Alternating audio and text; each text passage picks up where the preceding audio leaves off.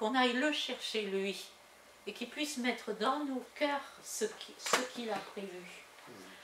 Donc, pensez à, comme c'est Noël, je trouve que c'est... Et après, Dieu fera en sorte, moi, la suite, hein, parce que dans les textes anciens, il était marqué qu'il fallait que Jésus naisse à Bethléem. Hey, ils étaient à Nazareth.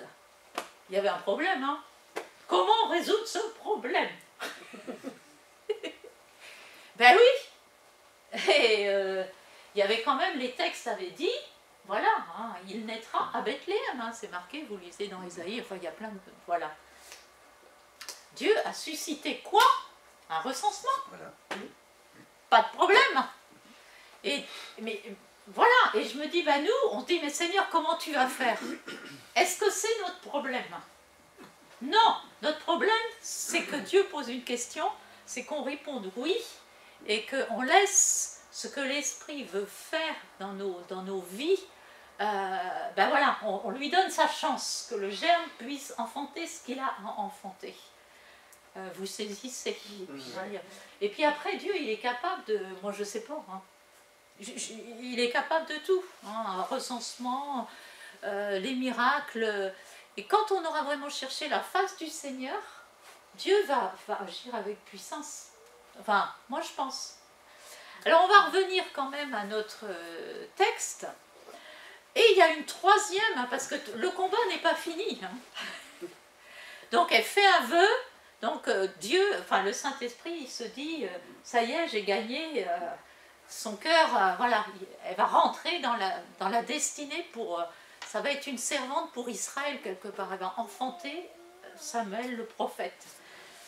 Et donc elle va dans la présence de Dieu, et alors, comme on l'a lu, comme elle priait longuement devant l'Éternel, Élie, qui était sacrificateur, qui était le prêtre, qui était celui qui bénit, enfin, qui donnait le shalom, la bénédiction, etc. Alors là, c'est le pompon. Hein. Qu'est-ce qu'il lui dit? Il n'est pas du... Enfin, apparemment, il n'est pas très inspiré. Hein. Enfin, bon, c'est ce qu'on...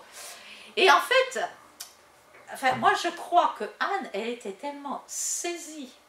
Vous savez ça, hein, quand on est saisi par le Saint-Esprit, je pense qu'on va vivre des temps comme ça, où vraiment on va être saisi par le Saint-Esprit, on va crier à Dieu pour notre nation.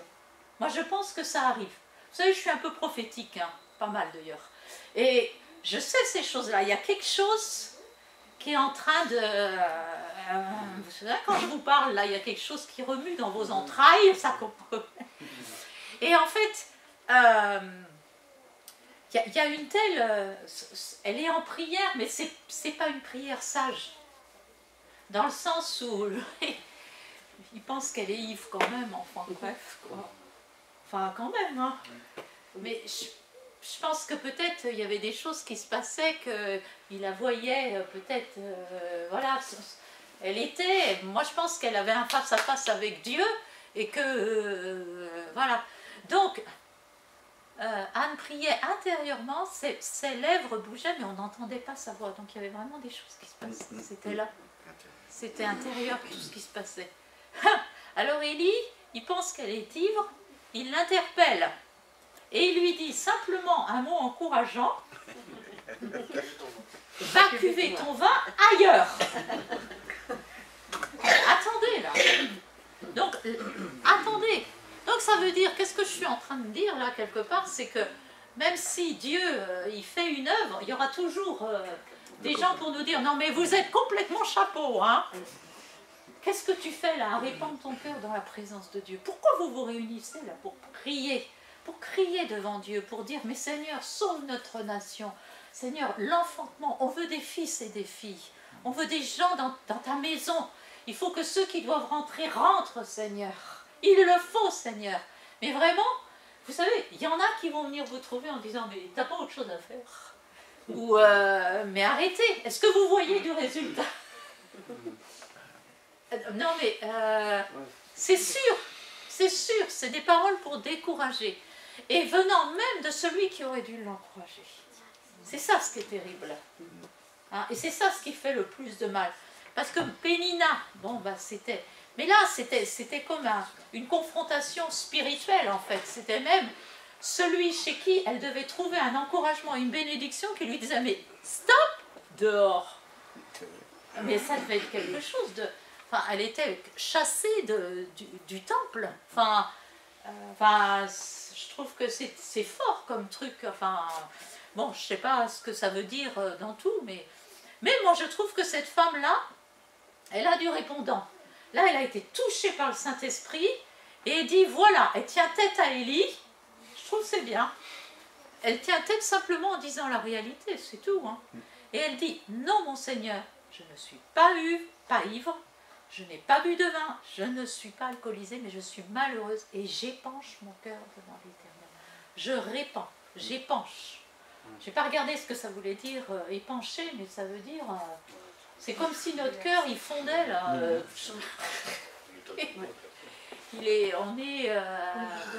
Voilà, enfin, c'est pas du... c'est du vrai, c'est du vécu, ça touche le cœur de Dieu.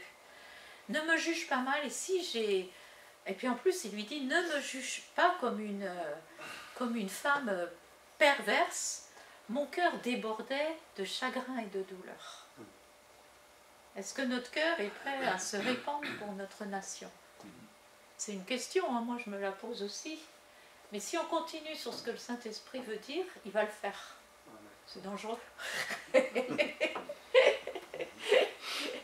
Et moi je crois que les Français, ils sont capables de répandre leur cœur devant le Seigneur. Je pense que les Français sont capables de crier et de pleurer et de laisser le Saint-Esprit vraiment... c'est lui, nous, on ne peut pas amener la vie, on la porte. Mais c'est le Saint-Esprit qui va tracer dans la nation de France. C'est pas par notre propre force, on ne peut pas. Mais c'est le Saint-Esprit, quoi. Il cherche un état, enfin, il cherche un état de cœur, je crois vraiment, quoi. Un état de cœur, quoi. Et en fait, au verset 17, en fait, elle obtient la bénédiction. Elle obtient la promesse. Parce que qu'est-ce qu'il lui dit au verset 17? Dans ce cas, elle a persévéré, même face à celui qui... Elle a dû confronter. Il y avait un combat. Et on sent, c'est un texte très gentil, mais quand on le décarte, enfin, quand on commence à... On voit que c'est un véritable... C'est du combat spirituel. Vous voulez du combat spirituel? Ben ça en est, ça. Hein. Et dans ce cas, lui dit Élie, va en paix. Donc en fait, il amène la paix, c'est-à-dire qu'il amène le shalom. Et vous savez que le mot shalom, ça veut dire la paix, mais ça veut dire rentrer dans sa destinée. Le shalom, ça veut dire quand on dit paix, shalom, quand on dit paix à quelqu'un, ça veut dire que les projets que Dieu a formés sur ta vie s'accomplissent, viennent à la réalité. C'est ça ce qu'il a libéré. Et donc, il a libéré la bénédiction de Dieu, quoi.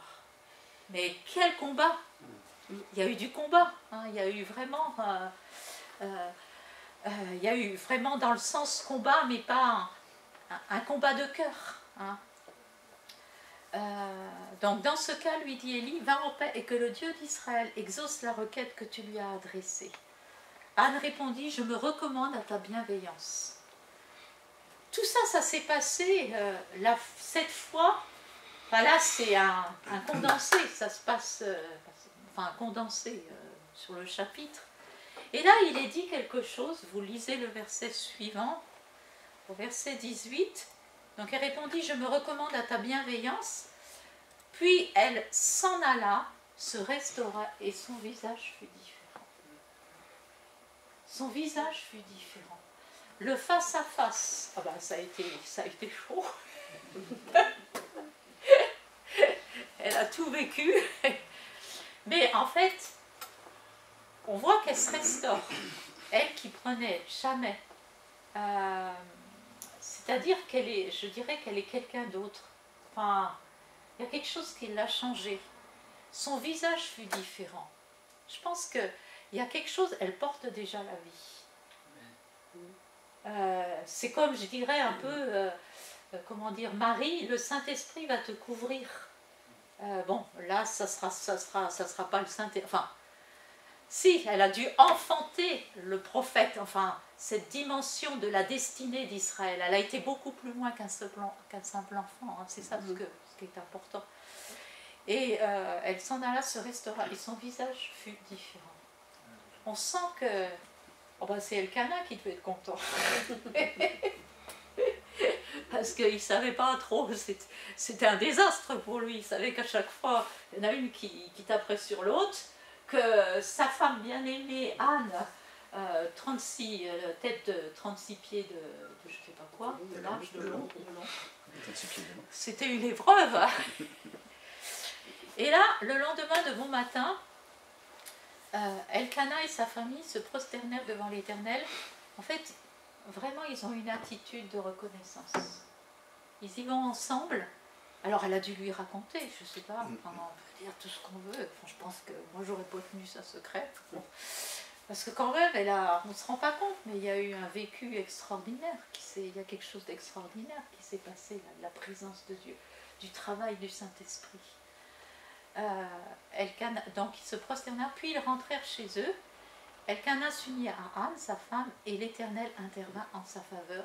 Elle fut enceinte, et donc au terme de sa grossesse, elle mit au monde un garçon, et elle donna le nom de Samuel. Dieu a entendu. Je l'ai demandé à l'Éternel, et il a entendu. Alors, je vais voir si... Donc ce que je veux dire aussi, c'est qu'une prière non exaucée, ça je vous l'ai dit au début, c'est pas forcément que c'est pas une prière à ne pas poursuivre. Mais il faut vraiment demander, Seigneur, enfin quelque part, donne-moi la dimension, enfin, où tu veux m'emmener, Seigneur. Hein. C'est pas forcément la main de l'ennemi qui arrête, des fois c'est parce que Dieu veut nous emmener beaucoup plus loin.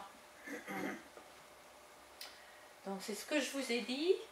Ce qu'elle voulait, c'était un fils pour elle, et ce que Dieu voulait, il voulait un prophète. Il voulait bénir la nation d'Israël. Le plan de Dieu. Et vous vous imaginez, enfin voilà, la prière de cette femme avec le Saint-Esprit, quand elle a accepté, en fait, à donner naissance à cet homme qui après a exercé un mandat de prophète et qui a été consacré à l'Éternel. Enfin, moi, ça me surprend toujours.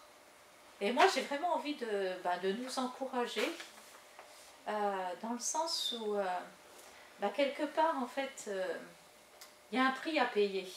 En fait, on dit toujours le salut est gratuit, mais la vie chrétienne n'est pas forcément gratuite. On dit large est la route qui mène à la perdition, étroit est le chemin qui mène à la vie. Hein. Ça ne veut pas dire que Dieu veut nous étriquer, c'est le contraire. Dieu veut nous élargir à sa dimension. Mais effectivement, des fois on perd des plumes. Hein, ou des fois on peut perdre la compréhension des autres qui nous suivent, qui ne comprennent pas ce qu'on vit, enfin bref, c'est aussi des fois un chemin que Dieu trace. Donc c'est ça, le prix à payer n'était pas le même. Dieu met des fois un arrêt dans nos vies parce qu'il veut nous emmener beaucoup plus loin que notre propre satisfaction. Il veut qu'on cherche d'abord le royaume de Dieu. Et chose qui est bien, c'est aussi que là on voit une femme seule, mais moi je crois qu'on rentre dans une dimension où Dieu veut un peuple, mais il veut des oui individuels. Mais il veut un peuple qui marche, qui est enfanté de la même chose, en fait. Et il y a une puissance, et il y a une communion et une unité qui va venir, je dirais presque spontanément, parce que l'unité, on ne peut pas la faire, nous. Il n'y a que l'Esprit de Dieu qui peut la faire. Mais s'il enfante nos cœurs quelque part de la même manière, enfin, chacun d'une manière différente, mais avec son projet à lui, quelque part, on est porté par l'Esprit de Dieu, parce qu'on a le même intérêt, quoi. Et ça ouvre un espace, quoi. Ça met on relativise peut-être les choses qui pouvaient nous diviser ou qui pouvaient avoir de l'incompréhension. On a une destinée bien plus grande à accomplir. Donc c'est ça l'unité. Mais il n'y a que le Saint-Esprit qui peut qui peut l'ensemencer dans nos cœurs en fait. Donc il voulait bâtir son royaume. Je veux... Donc elle rentre dans le projet de Dieu. C'est intéressant de rentrer dans le projet de Dieu. Et pas seulement que dans nos projets. Hein, c'est intéressant. Je regarde si j'ai bien tout dit, hein, parce que je ne veux pas... Mais... va en paix, le shalom de Dieu, c'est ce que je vous ai dit, que le shalom de Dieu s'accomplisse, que les desseins s'accomplissent, que la parole de Dieu soit libérée. Donc cette stérilité était le chemin choisi par Dieu pour l'amener à lui, en fait. Des fois Dieu met des obstacles, parce que, voilà, il veut, c'est pas toujours, hein, Dieu est bon, et il est même bon quand il met des obstacles. Parce que des fois, on se dit, après, on se dit Seigneur, oui, tu savais, alléluia. Et en fait, ce qui est intéressant, c'est que la question un peu que je... Dans nos vies, on a tous des Samuels qui doivent venir à la vie. À la fois dans notre propre vie individuelle, mais dans notre vie en tant que peuple, en tant qu'Église.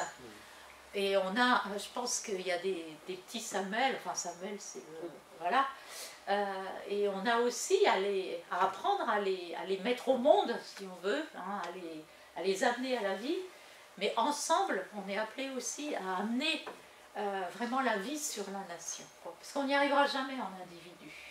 Ça nous dépasse, mais on a chacun notre part à faire, quoi. Et je crois que est-ce qu'on veut seulement un Dieu qui nous visite, ou est-ce qu'on veut un Dieu qui habite nos cœurs? Et ça change la donne. Des fois, on aime bien que Dieu nous visite, mais des fois, s'il commence à rester un peu plus longtemps, on a l'impression qu'il y a des choses qui voudraient comme déplacer, réguler ou mettre... voilà.